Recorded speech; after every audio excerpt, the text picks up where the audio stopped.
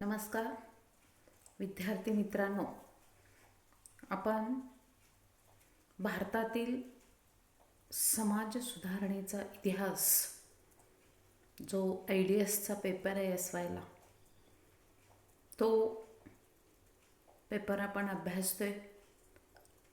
त्यामध्ये सामाजिक आणि धार्मिक सुधारणा चळवळी हा जो पहिला टॉपिक आहे, हा पहिला टॉपिक आपण बघतो. तर आपण यामध्ये काय बघतोय, तर सामाजिक सुधारणा चळवळीच्या अगोदरचं समाज जीवन कसं होतं. कारण आपण बघितलं, जाती संस्थेचे निबंध होते. समाजातील स्त्रिया जर घेतल्या, आपण स्त्रियांना गौण असं स्थान होतं, त्यांच्यावर अनेक बंधनं लादली गेलेली होती. त्यामुळं समाज रचना जी होती, ही समाज रचना पुरुष प्रधान अशी समाजरचना असलेली आपल्याला दिसून येते. त्यामध्येच सतीच्या पद्धतीसारख्या अशा वाईट पद्धती समाजाच्या असलेल्या आपल्याला दिसतात. स्त्रीकडं पाहण्याचा दृष्टिकोनही वेगळा होता, एक उपभोगाची वस्तू म्हणूनच समाजाचा तिच्याकडं पाहण्याचा एक दृष्टिकोन होता. आणि या काळातील समाज जीवन जर घेतलं आपण, तर जाती संस्था, अस्पृश्यता, बहुपत्निकत्व पद्धती, अनेक प्रकारचे जे विवाह प्रकार होते हे होते. केशवपण, सती प्रथा, बहिष्कार, ह्या सगळ्या बाबी रूढ होत्या. स्वतंत्र आचार विचारांना समाज जीवनात स्थान नव्हतं. इथला ज्या सामाजिक एकता, सामाजिक अभिसरण, समानता, स्त्री स्वातंत्र्य, बुद्धिप्रामाण्यवाद यासारखे जे विचार आहेत, या विचारांचं अस्तित्वच नसलेलं आपल्याला दिसतं. आणि मग सामाजिक जीवन जे होतं, या सामाजिक जीवनामध्ये गतिहीनता आलेली आपल्याला दिसते. परंपरावाद, अनिष्ट प्रथांचं प्राबल्य, शब्दप्रामाण्यवाद यांना महत्त्व प्राप्त झालं. आणि मग हा जो समाज होता, हा समाज गतिहीन पद्धतीचं जे जीवन आहे, ही जीवन जगू लागलेलं आपल्याला दिसतं. अशा काळामध्ये आपण बघितलं, इंग्रजांची राजवट स्थिरावली. भारतामध्ये एका नव्या युगाला सुरुवात झाली. बुद्धिप्रामाण्यवादी विचार आणि या बुद्धिप्रामाण्यवादी विचारांच्या आधारे प्रगत झालेला पाश्चात्यांची भारतीयांचा संबंध येऊ लागला. त्यांच्या प्रगत संस्कृतीचं अवलोकन भारतीयांनी केलं आणि पाश्चात्य संस्कृती, पाश्चात्य ज्ञान, विज्ञान, स्वातंत्र्याच्या उदार कल्पना यांचे जाणीव भारतीयांना झालेले आपल्याला दिसते. आणि इंग्रजांनी भारतामध्ये इंग्रजी शिक्षणाचा जो पाया आहे, हा पाया घातला. या शिक्षणाच्या प्रसारामुळं भारतीय लोकांना एक प्रकारची जी जाणीव आहे, ही जाणीव होऊ लागलेली आपल्याला दिसून येते. कारण त्यांचा जवळून अभ्यास करता त्यांना आलेला आपल्याला दिसतो. आणि मग सामाजिक आणि धार्मिक जीवनातील अंधश्रद्धा ज्या होत्या, या अंधश्रद्धेची जी जागा आहे, ही अंधश्रद्धेची जागा विवेकानं घेतली, अंधश्रद्धेची जागा तर्कनिष्ठतेनं घेतली. आणि मग नवप्रेरणा जे शब्दप्रामाण्य आणि ग्रंथप्रामाण्य यापेक्षा चिकित्सक पद्धतीनं जो विचार आहे, ही विचार करण्याची नवप्रेरणा समाजामध्ये निर्माण झाली. भारतीय समाजाच्या अवनतीला अनिष्ट रूढी, प्रथा, परंपरा कारणीभूत आहेत याची जाणीव नवसुशिक्षितांना झाली. आणि यातून समाज सुधारणेसाठी बुद्धिप्रामाण्यवादी आणि शास्त्रीय दृष्टिकोन स्वीकारणं आवश्यक आहे याची जाणीव झाली. भारतीय समाज जर आपण बघितला, तर अवनतीला पोहोचलेला होता. त्याचं मुख्य कारण म्हणजे धार्मिक जीवनामध्ये असणारं स्थान. धर्माच्या नावावर अनेक अघोरी प्रथा ज्या आहेत, ह्या अघोरी प्रथा समाजामध्ये रूढी होत्या. वर्णभेद, जातीभेद पराकोटीला पोहोचलेला होता. शूद्रांची स्थिती अत्यंत पराकोटीला गेलेली होती. आणि अस्पृश्यता हा तर हिंदू धर्माला लागलेला एक कलंक होता. कर्मकांड, व्रतवैकल्य अनेक खुळ्या समजती होत्या. त्यामुळे धर्माचं खरं स्वरूप समजत नव्हतं. धर्ममार्थांना आणि स्वार्थापुढं धर्माला विकृती आणली आणि या सगळ्या कल्पना ज्या आहेत ह्या सगळ्या कल्पना बाजूला सारल्या आणि समाज सुधारणा करणं, संकुचित धार्मिक कल्पनांना त्यागून पाश्चात्य उदार मतवादी विचार स्वीकारणं गरजेचं आहे असं सुशिक्षितांना वाटू लागलं. त्यातूनच मग धर्म सुधारणा आणि समाज सुधारणा चळवळींचा जो उगम आहे हा उगम झाला. 19व्या शतकामध्ये सुशिक्षितांना भारतीय समाजाच्या प्रगतीसाठी सामाजिक जीवनातील जातीसंस्था, बालविवाह, केशोपन, सती या त्या अशा अनेक अघोरी प्रथा होत्या. या पद्धतीविरुद्ध आवाज उठवला आणि मग त्यांनी शिक्षणाला जे प्रोत्साहन आहे हे शिक्षणाला प्रोत्साहन देण्याचं प्राधान्य दिलेलं आपल्याला दिसतं. समानता आणि मानवता यासारख्या तत्वांचा जो प्रचार आहे हा प्रचार करणं, विधवा विवाहाला प्रोत्साहन देणं, शूद्र स्त्रियांच्या अन्यायाविरुद्ध आवाज उठवणं, त्यांना शिक्षण देणं हे गरजेचं आहे. या सामाजिक सुधारणेसाठी संघटितरित्या प्रयत्न करण्यासाठी वेगवेगळ्या समाजाचं संघटन झालं आणि त्यातील काही समाजांचा आपण अभ्यास करणं, समाजाच्या प्रगतीसाठी धार्मिक जीवनातील अनिष्ट बाबी दूर सारून परिवर्तन करण्यासाठी काही मानवतावादी सुधारकांचं योगदान प्रेरक आहे. यामध्ये राजा राममोहन राय, स्वामी दयानंद सरस्वती आणि स्वामी विवेकानंद यांचं तर फार मोठं योगदान आहे. यांच्या योगदानाचा अभ्यास आपण करणार. तर त्यामध्ये या सामाजिक सुधारणा चळवळीच्या अगोदरचं जीवन आपण बघणार आहे.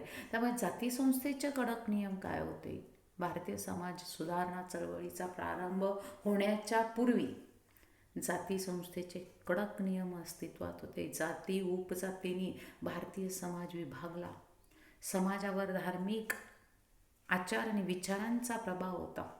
धार्मिक आचार आणि विचारांचं पालन करणं हे आपलं कर्तव्य आहे अशी लोकांची मनोभूमिका होती. जाती संस्थेमध्ये श्रेष्ठ आणि कनिष्ठत्वांचे विचार रूढ होते. प्रत्येक जातीला समाजामध्ये विशिष्ट स्थान होतं. त्यानुसार त्या जातीला सामाजिक हक्क आणि विशेष अधिकार देण्यात आले. जाती संस्था कर्तव्य पालनावर भर देत होती. जाती संस्थेची बंधनं इतकी कडक स्वरूपाची केली होती की एखाद्यानं या जातीचं बंधन जर मोडलं तर प्रामुख्यानं त्याला जी शिक्षा होती ही भयानक शिक्षा दिली जायची. त्याला जातीतनं बहिष्कृत केलं जायचं आणि बहिष्काराच्या शिक्षेमुळं व्हायचं काय, कौटुंबिक जीवन उद्ध्वस्त व्हायचं. जाती संस्थेतील श्रेष्ठ आणि कनिष्ठत्वाच्या विचारामुळं आपण बघितलं वरिष्ठ जातींना खास अधिकार मिळालेले होते. कनिष्ठ जातीला विविध बंधनं आणि कनिष्ठ जातीला विविध बंधनामुळं विकासाची संधी कुठंच मिळत नसलेली दिसते. अस्पृश्य जातींची तर अत्यंत दयनीय अवस्था होती. शिक्षणाचा अधिकार कनिष्ठ जातीला नव्हता.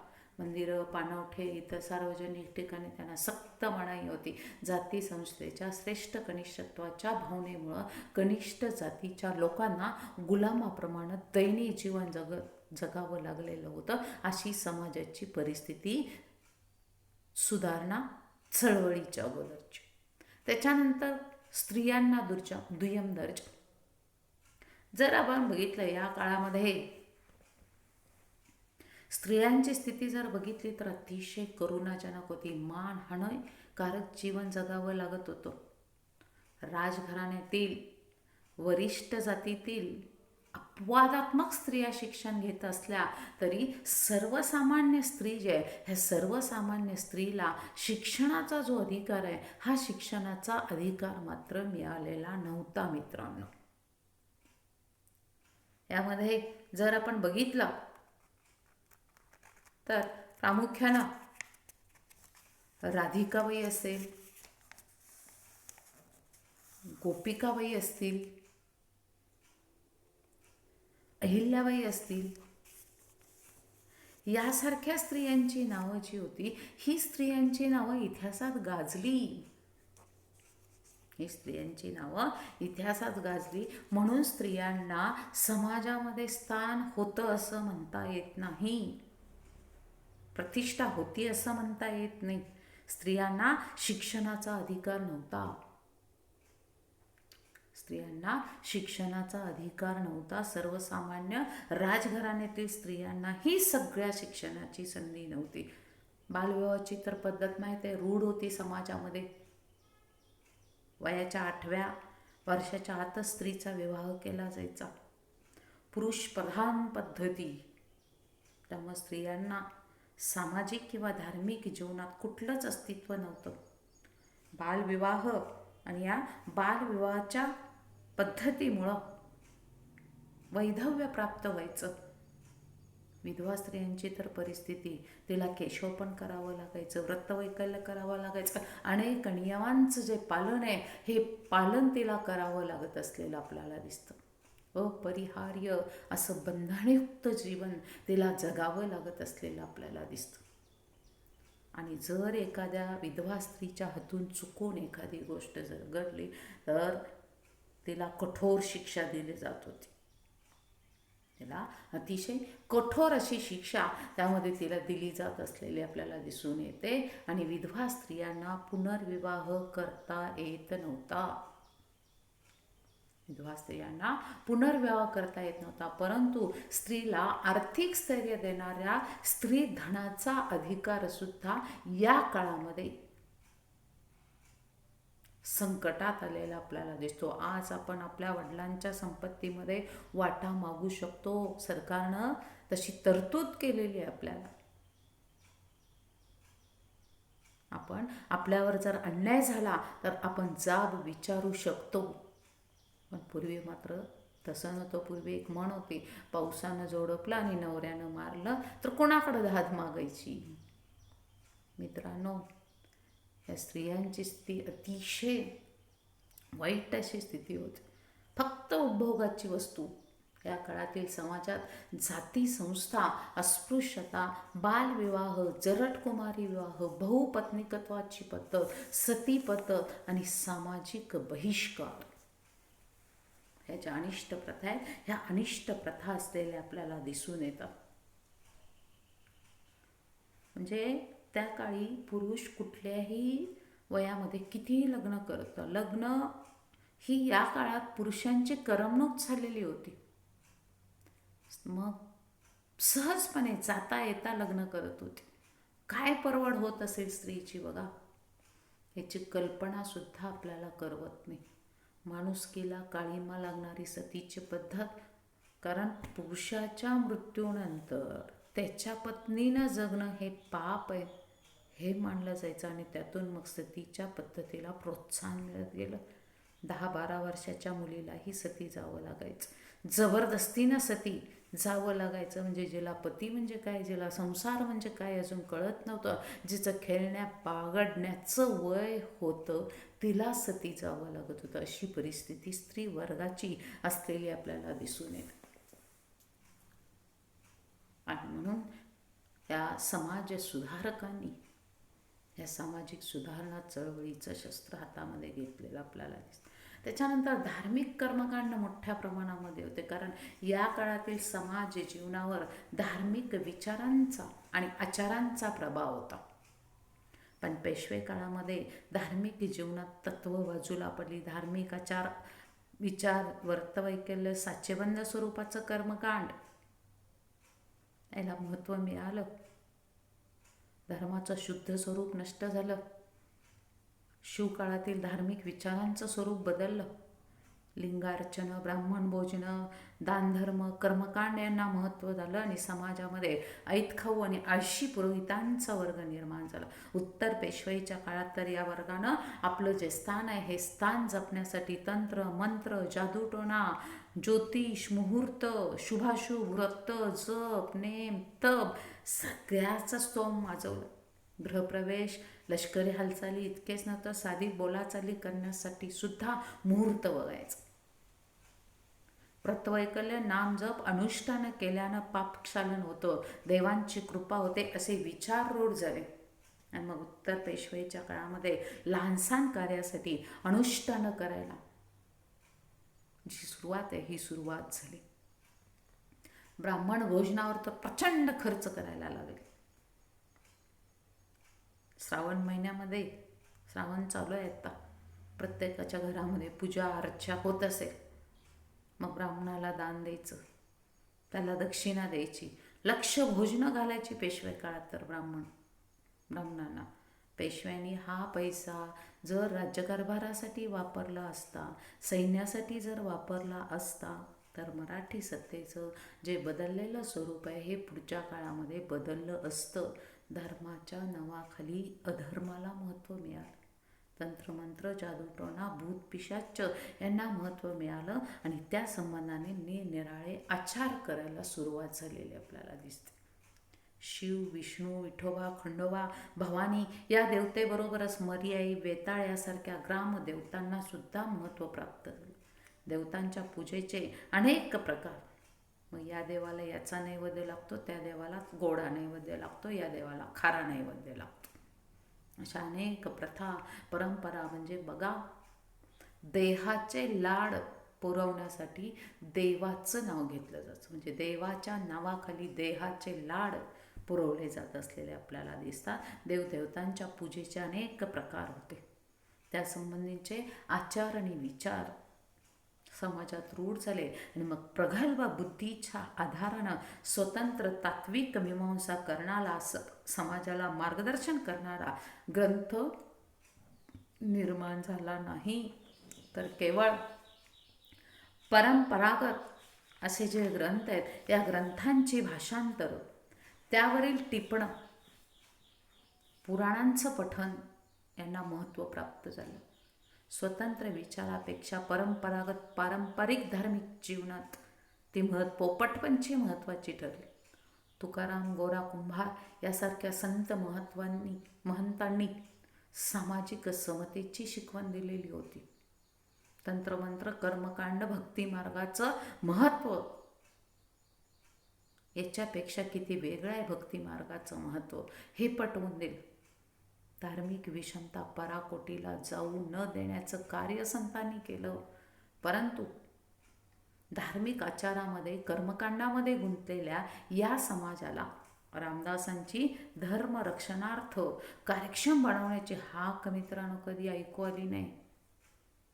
प्रयत्नवादापेक्षा दैववादाला महत्त्व मिळालं आणि मग धर्माच्या नावाखाली हिंदू धर्मामध्ये अधर्माला महत्त्व मिळालं. इस्लाम धर्म आणि या धर्माचं इथल्या समाजातलं अस्तित्व असलं तरी धार्मिक संघर्ष झाल्याची माहिती आपल्याला मिळत नाही. पश्चिम किनाऱ्यावरील ख्रिश्चन धर्मियांनी धर्मांतराचे प्रयत्न सुरू केले आणि लोकजागृतीमुळं या प्रयत्नाला मोठ्या प्रमाणामध्ये जे यश आहे हे यश प्राप्त झालेलं आपल्याला दिसतं. 19व्या शतकाच्या प्रारंभीच्या काळातील धार्मिक जीवन जे आहे, हे धार्मिक कर्मकांड जे आहे, ह्या धार्मिक जीवनाचं स्वरूप जर बघितलं तर या काळामध्ये वेद परंपरा नष्ट झालेली होती. बुद्धी प्रामाण्यापेक्षा वचन प्रामाण्य आणि परंपरेला महत्त्व प्राप्त झाले. धार्मिक जीवनात कर्मकांड, अनुष्ठानं, जपजाप्य, व्रतवैकल्य, तंत्रमंत्र, जादूटोणा, पूजा अर्चा, दानधर्म, दक्षिणा, भोजन, ह्यालाच लोकांनी काय केलं, सर्वसामान्य लोकांनी काय केलं तर खरा धर्म मानलेला आपल्याला दिसून येतो. त्यालाच लोकमान्यता मिळाली. म्हणजे अनेक ज्या रूढी होत्या, अनेक ज्या परंपरा होत्या, अनेक अयोग्य अशा आचार विचार होते आणि अयोग्य अशा आचार आणि विचारांनी धार्मिक जीवन जे होतं हे धार्मिक जीवन झाकाळलं गेलेलं आपल्याला दिसतं. आणि मग सामाजिक जीवन आणि या सामाजिक जीवनामध्ये असणारी गतिमानता जी होती ही गतिमानता नष्ट झाली आणि या समाजाची वाटचाल ही वाटचाल अधोगतीकडे व्हायला सुरुवात, गतिहीनता जी म्हणतो आपण, ही गतिहीनता यायला सुरुवात झाली. परंतु त्याच वेळी इंग्रज आलेले होते, ब्रिटिश म्हणून इंग्रजी शिक्षण, आणि या इंग्रजी शिक्षणातून बुद्धिप्रामाण्यवाद जो होता, या बुद्धिप्रामाण्यवादात वाढ झालेली आपल्याला दिसून येते. कारण भारतामध्ये ब्रिटिशांची सत्ता स्थापन झाल्यानंतर पाश्चात्यांच्या संबंधामुळं आधुनिक विचारांचं भारतीय समाजामध्ये जे बीजारोपण आहे हे बीजारोपण झालं. ब्रिटिशांनी इंग्रजी शिक्षणाचा प्रारंभ केला आणि भारतातील तरुण वर्गाला स्वातंत्र्य, सामाजिक समता, उदारमतवाद, बुद्धिप्रामाण्यवाद यासारखे जे नवविचार आहेत यासारखे नवविचार ज्ञात झाले आणि त्यामुळे सामाजिक आणि धार्मिक जीवनात अंधश्रद्धेची जागा जी होती ही अंधश्रद्धेची जागा विवेकानं आणि तर्कनिष्ठेनं घेत. अंधानुकरण, परंपरागत जे छेद आहेत हे छेद दिले जाऊ लागले. जिज्ञासाची जाणीवा झाली आणि या जिज्ञासेच्या जाणीवेतून नवसुशिक्षितांचा एक वर्ग जो आहे हा वर्ग तयार झाला. भारतीय समाजामध्ये शास्त्रीय आणि बुद्धिप्रामाण्यवादाचा जो दृष्टिकोन आहे हा दृष्टिकोन वाढीला लागलेला आपल्याला दिसून येतो. कारण ब्रिटिश राज्यकर्ते, हे ब्रिटिश राज्यकर्ते जे होते हे अतिशय मुत्सद्दी होते, महाधूर्त होते, राजकारणी होते. आणि मग त्यांनी वेगवेगळ्या ज्या सुधारणा आहेत, वेगवेगळ्या ज्या शाळा आहेत ह्या शाळा काढल्या आणि सर्वसामान्यांना शिक्षण दिलं. आता बघा, शिक्षण मिळालं, पाश्चात्य शिक्षण मिळालं आणि मग सामाजिक सुधारणेची आवश्यकताची, ही सामाजिक सुधारणेची आवश्यकता पटलेली आपल्याला दिसते. कारण इंग्रजी शिक्षण आणि इंग्रजी शिक्षणानं प्रबुद्ध बनलेल्या बुद्धिप्रामाण्यवादाचा स्वीकार केलेला तरुण वर्ग आणि या तरुणांना सामाजिक सुधारणा करणं आवश्यक आहे याची जाणीव झाली. पाश्चात्यांचे आचार विचार श्रेष्ठ असून भारतीय समाज जीवनामध्ये असलेली हीन आचार विचार दूर करणं आवश्यक आहे असं मानणारा भारतीय समाज सुधारकांचा एक गट मित्रांनो भारतामध्ये तयार झाला. मात्र हा गट भारतीय समाज जीवनावर प्रभाव पाडू शकला नाही. कारण ख्रिश्चन मिशनऱ्यांनी हिंदू धर्मावर त्यावर टीका केली. ही टीका ही नवसुशिक्षितांना अविवेकी असल्याची जाणीव झाली आणि त्यांच्या मते शास्त्रीय दृष्टिकोन, बुद्धिप्रामाण्यवाद आवश्यक आहे आणि त्याचबरोबर भारतीय समाजाच्या सामाजिक आणि आर्थिक जीवनातील योग्य ज्या परंपरा आहेत ह्या योग्य परंपरा आवश्यक आहेत. समाजातील अनिष्ट प्रथा आणि या अनिष्ट प्रथा दूर सरून समाजाला खऱ्या धर्माची ओळख करून देणं आणि शास्त्रीय दृष्टिकोनाच्या आधारे समाज गतिशील बनवणं आवश्यक आहे. आणि याच वर्गाचा प्रभाव भारतीय समाज जीवनावर पडला आणि भारतीय समाज सुधारकांनी विविध संस्थांच्या माध्यमातून, विविध चळवळीच्या माध्यमातून भारतीय समाजाला स्वतःचं आत्मपरीक्षण जे हे स्वतःचं आत्मपरीक्षण करायला सुरुवात केली. 19व्या शतकाच्या प्रारंभापासून झालेल्या ह्या ज्या समाज सुधारणेच्या चळवळी आहेत ह्या चळवळीनं भारतीय समाज जो होता ह्या भारतीय समाजामध्ये जे परिवर्तन आहे हे परिवर्तन व्हायला सुरुवात झाली आणि जागृत झालेल्या भारतीय समाज सुधारकांनी किंवा भारतीय समाजानं भारतीय स्वातंत्र्य चळवळ जी होती या स्वातंत्र्य चळवळीला जी गती आहे ही गती दिलेली दिसून येते. म्हणून 19वं जे शतक आहे हे 19वं शतक, या शतकाचा प्रारंभ ही नव्या युगाची पहाट आहे. प्रबोधनाचं युग सुरू झालं. प्रगत आचार विचार, भौतिक विद्या यांचं ज्ञान आत्मसात केलेल्या सुधारकांनी हे विचार समाजामध्ये रुजवायला सुरुवात केली. परंपरेचा विशेष अभिमान असलेल्या समाजाला हे प्रगत नवज्ञान प्राप्त करण्याची जिज्ञासा झाली आणि परंपरागत ज्ञान आणि ग्रंथ प्रामाण्य, भौतिक विद्या, बुद्धी प्रामाण्य यांच्यातला संघर्ष आणि यांच्यातल्या संघर्षातून या सामाजिक सुधारणेच्या चळवळीच्या वाटचालीला जी गती आहे ही गती मित्रांनो मिळालेली आपल्याला दिसते.